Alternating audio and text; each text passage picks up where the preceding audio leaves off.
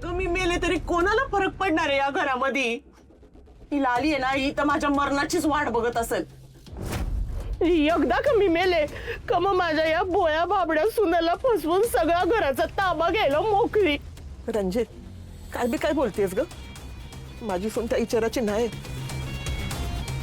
तर आला सासूला सुनाचा पोळका. अगं इतक्या वेळ ही मला एवढं बोलत होती तवा नाही दिसलं तुला? आणि आता मी घराचा इस्टेटीचा विषय काढला तर लगेच पदर खोचून सुनाची बाजू घ्यायला आली वय ग. अहो घेणारच ना माझी बाजू त्या, कारण त्यांना पण चांगलं माहितीये मी कुठं चुकत नाहीये ते. हे लाले शांत बस की, कशाला भांडण करतीस ग? उगाच शेणात दगड मारू नको, शेण तुझ्यावरच उडणार आहे. आयो रंजू आजी, मम्मी तुला शेण म्हणाली. नाही आता तसं नाही, ते भांडण करतात ना तेव्हा शांत बसण्यासाठी सगळे तसंच म्हणतात ना, म्हणून मी पण म्हणलं. हे ऋतिक तू जा बाहेर.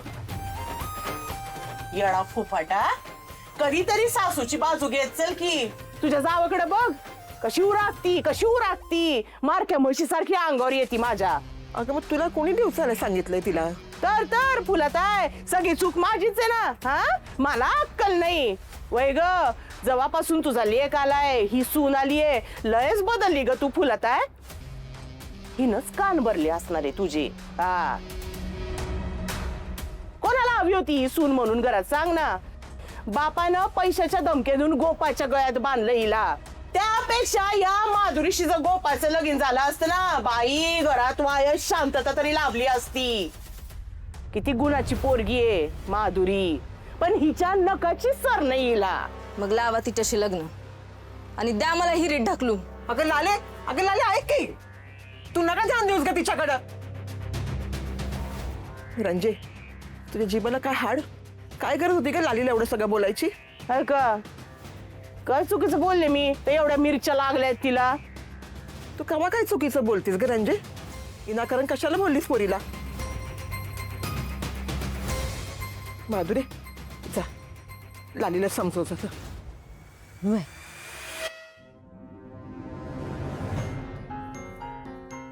रंजे, तुझं लई झालं आता. काय चाललंय ग तुझं? सारखं आपलं माझ्या सोन्याच्या मागे हात देऊन लागलेली असते. मी आहे ना, मी तुम्हाला सगळ्यांपाई ना माझ्या जीवाचं काहीतरी बरं वाईटच करून घेते एकदाच. ईशच खाते मी, म्हणजे तुमच्या जीवाचं समाधान होईल. आत्या ईश पिला तर तुम्ही मरून जाल की आत्या.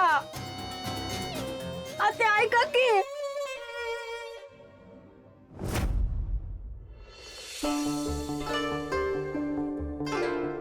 बघा बाहेर लफडी करून कशी सुतळाक बनायची नाटकं चालल्यात.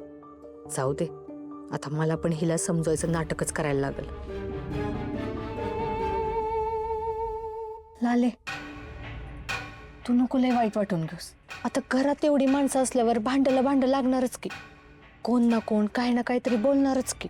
आणि रंजू आत्या ती पहिल्यापासून खोचकच आहे. आत्ता माझं कौतुक करत होती, पण मला बी आधी टोमणं मारायची. तू नको लय तिच्याकडे ध्यान देऊस. ध्यान कसं नको देऊ? किती मनाला लागल असं बोलतात ना त्या, तुला नाही माहित. हे सगळं बोलून त्यांना काय मिळतं कुणाच ठाव. अशीच आहे ती. पण मी काय म्हणते, ती काय का म्हणन? तुला माहितीये ना तू चुकीची नाही, मग संपला विषय. तू बी सोडू नकोस. त्या रंजू त्याला चांगल्या पट्ट्यात घे. घेणारच आहे. माधुरी तुला सांगते, या सासवाना काय वाटतं, सुना म्हणजे ह्यांच्या हाताखालचं नोकरच आहेत. त्या रंजू आत्या तर मला गुलामासारख्या वागवतात. स्वयंपाक करताना ह्यांचं मूड जागचं हालत नाही, पण एकाच जागी बसून मीठ एवढंच टाक, तिखट एवढंच टाक, ही नको टाकू, ती नको टाकू, असं करत बसतात. आणि मग जेवणात काही कमी पडलं ना की मग दोष माझाच. बाई हिला काही स्वयंपाकच येत नाही फुलताई, असं बोलून मोकळ्या. यांचं सगळं सगळं ऐकायचं तरी दोष माझाच. ते काय नाही, आता नाही ऐकून घेणार मी. बघतेच काय करतात. ह्योच मला तुझा ह्योच स्वभाव लय आवडतो. माणसाने कसं जशास तसं असावं, सेम तुझ्यासारखं. तुला खरंच माझा स्वभाव आवडतो? होय, मी बी तुझ्यासारखीच आहे. हा, आता माग आपल्यात जी काही भांडण झाली ती सगळी विसरून जा. तुला घरात काही बी त्रास झाला, तुला तुझ्या मनातल्या गोष्टी सांगायच्या असतील ना, तर माझ्याकडे येत जा. मी आहे ना. ज्या गोष्टी तू कुणाला सांगू शकत नाही त्या गोष्टी माझ्याजवळ बोलत जा. मी कुणाला बी सांगणार नाही. मी आहे तुझ्या बरोबर. माधुरी, मला खरंच एका मैत्रिणीची गरज होती ग, पण ती एवढ्या लवकर, ते पण तुझ्या रूपात मला मिळेल असं काय वाटलं नव्हतं. लाले, हळूहळू का होईना माणसाची सगळी स्वप्न पूर्ण होतात. तू काळजी करू नको. तुझं दुसरं स्वप्न बी लवकरच पूर्ण होईल. लवकरच तुझ्या आवडत्या व्यक्तीबरोबर तुला नवीन सुरुवात करता येईल. आवडत्या व्यक्तीसोबत नवीन सुरुवात? अय्यो, ह्याच्या लफड्याबद्दल मला माहित आहे. हे हिला कळालं नाही पाहिजे. अगं म्हणजे माणसाला नवीन सुरुवात काही ना काहीतरी करायची असते ना, असंच बोलले ग मी. तू नको लक्ष देऊस. मी आता जाते, मला आहे ना दुकानावर जायचं. तू काळजी करू नको, मी आहे तुझ्या बरोबर. हां, येते मी. ही नक्की काय बोलून गेली? कसलं स्वप्न, कसली नवीन सुरुवात, कोणता माणूस? ती आर्या तर प्रचंड हुशार निघाली. इतर बायकांसारखी ती सहजासहजी माझ्या जाळ्यात येणार नाही. खूप हुशार आहे. तिच्याही पेक्षा हुशार आहे तो तिचा भाऊ मार्तंड सामकार. नशीब बरं झालं मला कळालं तो सस्पेंडेड आहे. तो माझ्या मागावर आलेला नाहीये.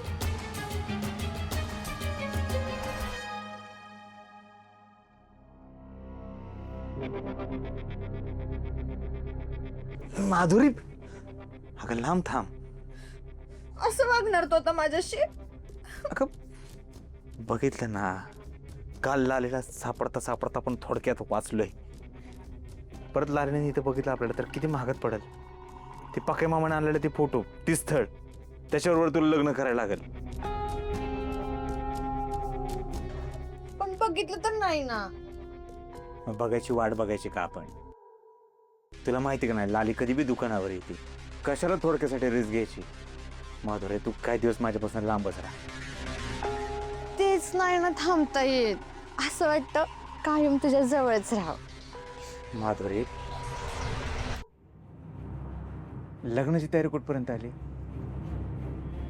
आज दागिने घेणार आणि उद्या लग्नाच्या कपड्याची खरेदी करणार.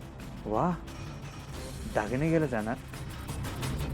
चांगले दागिने घे बरं का. लई दागिने घे, असे 17-18 तोळे तरी दागिने घे. एवढे? अरे किती खर्च होईल. हा, मग त्याला काय झालं? अगं एकुलतीच पोरगी आहेस तू. बाकी मामा तुझ्यासाठी एवढं नाही करणार, मग कोणासाठी करणार? हा, ते बी आहेच. हा, तुझा हक्क आहे. अजिबात सोडू नकोस तू. अजिबात नाही सोडणार. असं बी ते दागिने आपल्याला पुढं कामाला येतील. कामाला येते आता. काय म्हणला?